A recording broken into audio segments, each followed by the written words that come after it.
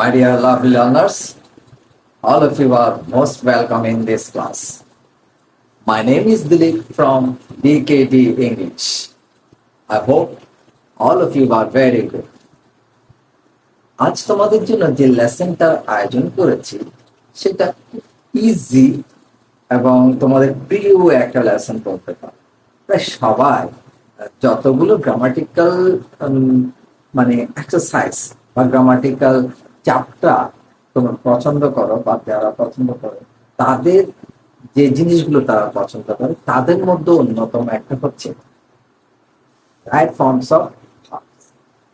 আর তোমরা তো সবাই জানো আমি যা করাই না কেন আমার শেখানোর বোঝানোর মূল মেথড গুলো হচ্ছে কি প্রথমত ভোকাবুলারি বা ইংলিশ ওয়ার্ড, তারপরে আসছে গ্রামার।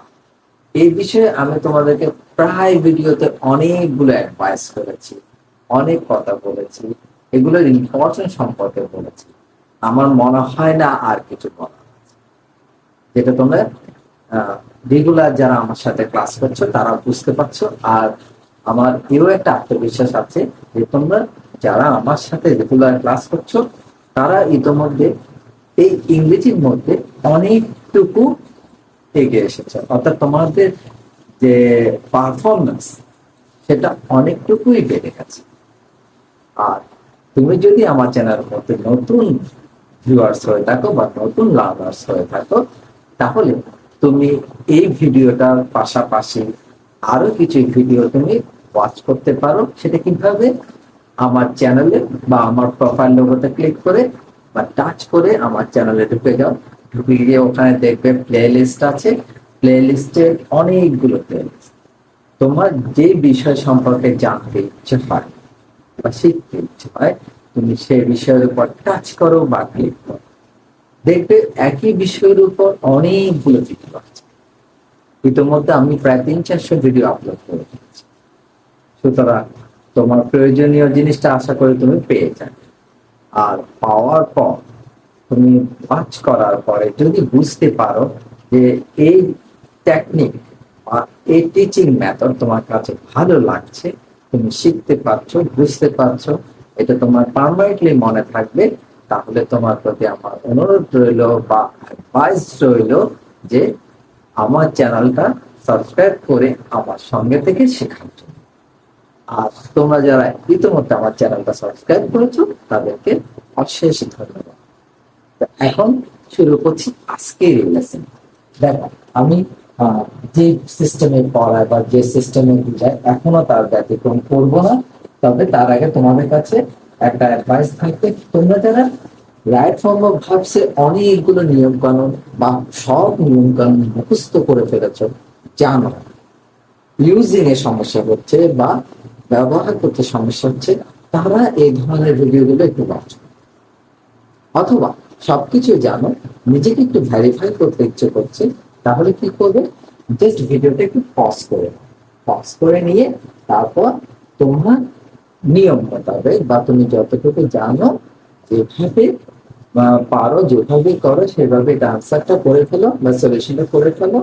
এরপর আমার সাথে মিলাও যে তোমার কতটুকু শুদ্ধ হয়েছে, কতটুকু হয়নি, বা যেখানে হয়নি সেটা কেন হয়নি সেটা একটু বুঝো। Use the right forms of verbs. বুঝতে আমি এটা আমার মতো করে লিখেছি, প্রশ্নে যেরকম থাকে সেরকম লিখে নিই। সরি, অবটেইন, টেল, অবটেইন অর্থ অর্জন করা। দেখো এখানে আমি কিছু শব্দের অর্থ লিখে দিয়েছি এই প্যাসেজ থেকে, অর্থাৎ এখানে যে এক্সারসাইজটা দিয়েছে তার ভিতর থেকে কিছু ওয়ার্ড মিনিং আমি এখানে লিখে দিয়েছি। কেননা প্রথমত আমার নিয়মে হচ্ছে কি ভোকাবুলারি শেখা বা তোমাকে ভোকাবুলারি সম্পর্কে একটু ধারণা দেওয়া। তুমি যদি পেরে থাকো তাহলে তো কোনো সমস্যা নেই, ভালো কথা। আর তোমাদের মধ্যে হয়তো কেউ কেউ একটু দুর্বল থাকতেই পারে বা কিছু কিছু শব্দ হয়তো নাও জানতে পারো, হয়তো জানো এখন করতে গিয়ে তোমার মাথায় আসছে না, সেটাও একটু এখান থেকে দেখে নিতে পারো। আর যাদের প্রয়োজন হবে এগুলো একটু নোট করে রাখতে পারো, এগুলো পরবর্তীতে হয়তো তোমাকে আরেকটা কাজ দেবে।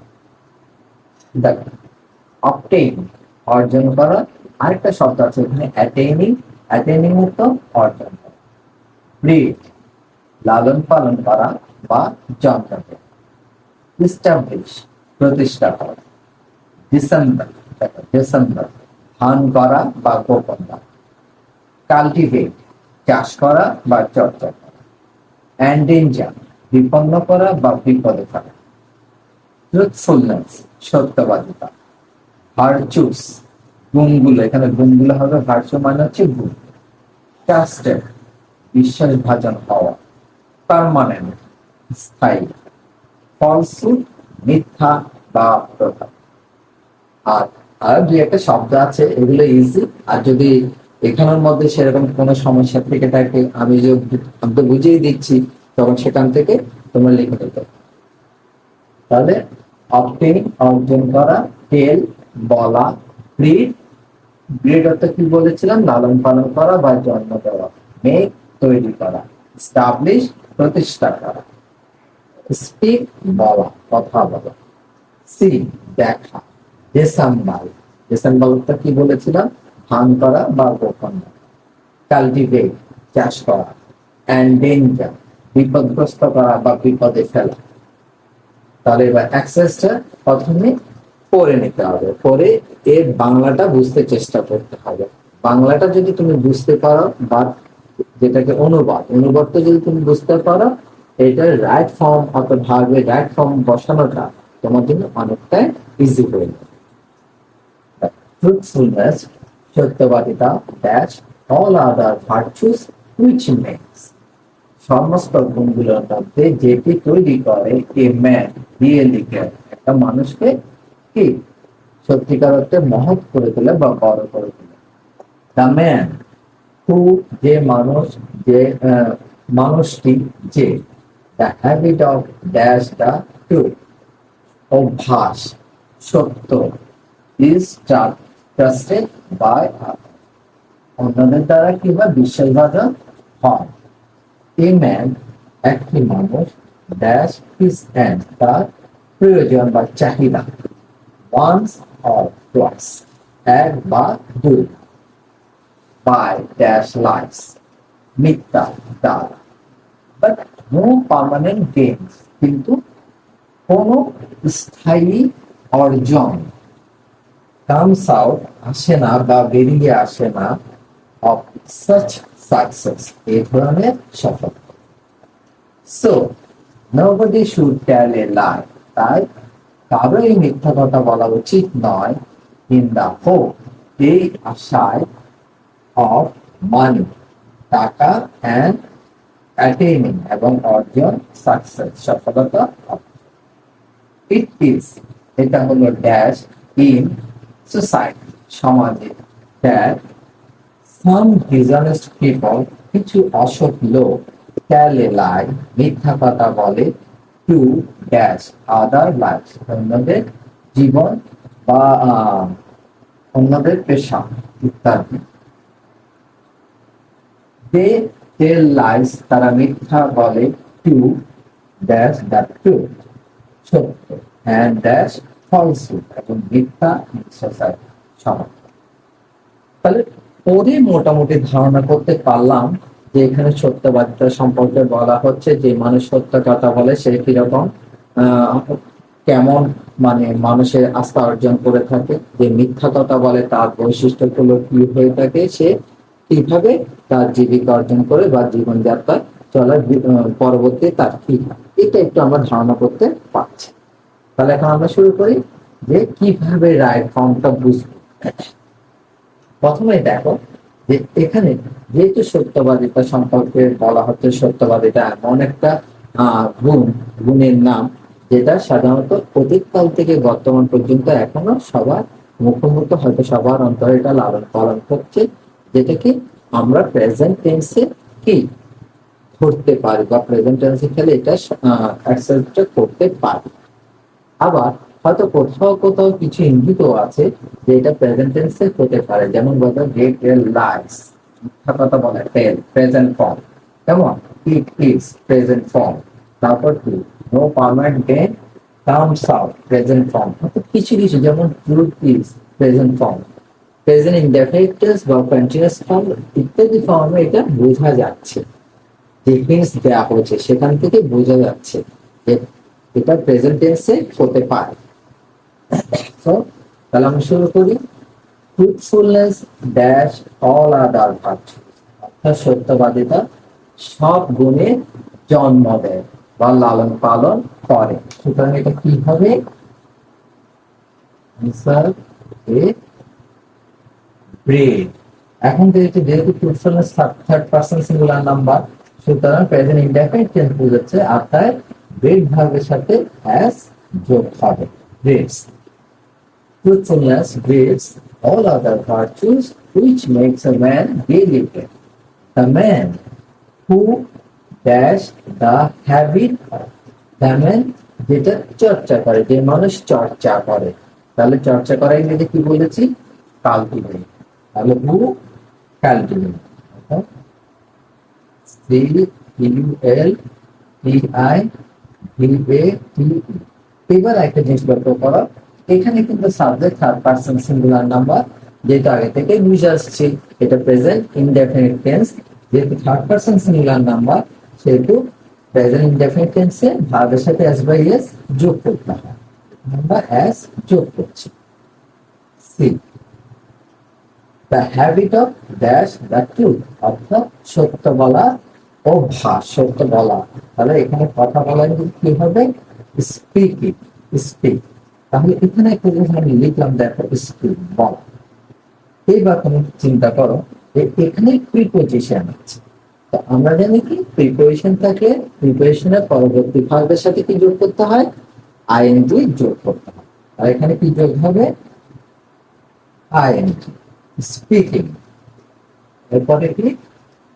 Speaking the truth is trusted by others. A man dash his ends, তার চাহিদা পূরণ করতে পারে বা মেটাতে পারে once or twice, এক বা দুবার। তাহলে কেমন করে?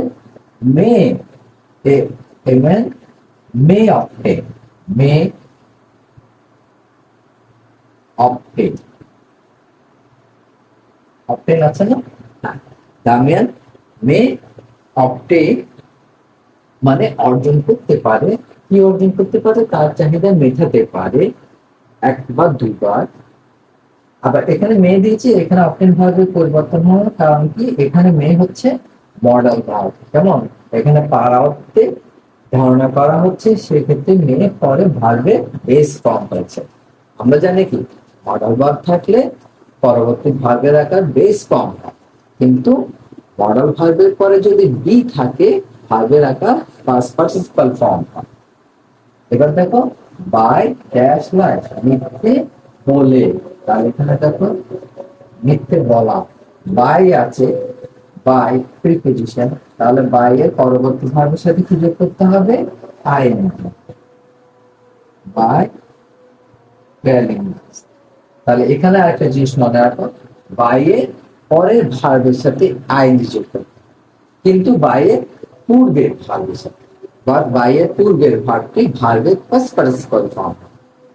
একসাথে দুটো রুল জানা হয়ে যাচ্ছে, বাই এর পরবর্তী ভার্বের সাথে আইএনজি যোগ, বাই এর পূর্ববর্তী ভার্বটা ভার্বের past participle form. Okay, but no permanent aim comes out of success, so nobody should tell a lie in the hope of dash, মানে টাকা তৈরি করার ক্ষেত্রে। তাহলে এখানেও দেখো প্রিপোজিশন আছে, সুতরাং এখানে যে ভার্বটা আসবে তার সাথে আইএনজি যোগ করতে হবে।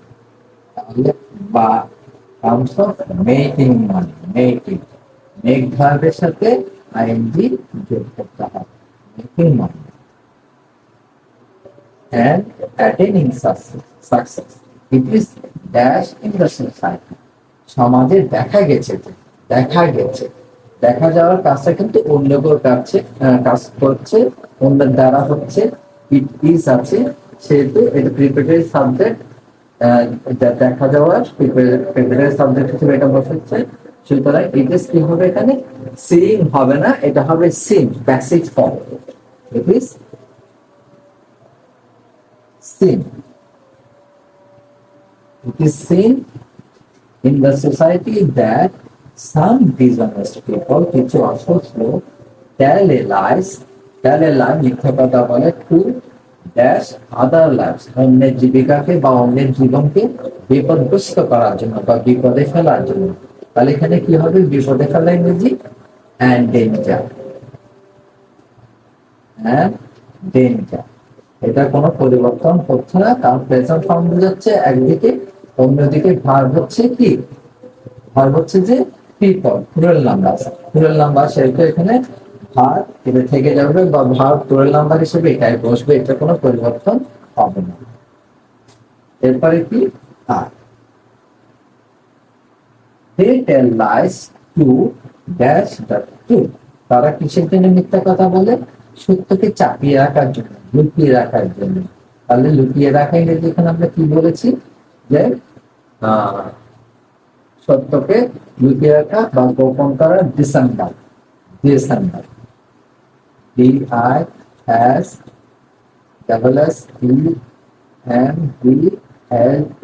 ডিসেম্বল। ঠিক আছে? কারণ এখানে দেখো লাইস মিথ্যা কথা বলা প্রেজেন্ট ফর্ম বোঝাচ্ছে, ডিসেম্বল দা টু ডিসেম্বল। এবার কি বলছে দেখো, এখানে প্রিপারেশন টু আছে। তো আমরা জানি কি প্রিপারেশন টু থাকলে এটা পরবর্তী ভার্বের বেস ফর্ম হয়, কারণ এটা একটা ইনফিনিটিভ ভার্ব হিসেবে পরিগণিত। তবে সবসময় টু থাকলে যে বেস ফর্ম হবে এটা পড়ে দিও না, একটু ভাববে। তার কারণ কিছু কিছু প্রিপারেশনাল ফ্রেজ আছে সেখানে ভার্বের সাথে আইনজি যোগ করতে হয়। সেটা যেমন in order to না, with a view to, look forward to, এইসব প্রিপারেশনাল ফ্রেজ বা ভার্বাল ফ্রেজের পরে ভার্বের সাথে আইনজি যোগ করতে হয়। The truth and dash falsehood in society, এবং কিসের জন্য? সত্যকে মিথ্যাকে প্রতিষ্ঠা করার জন্য। establish,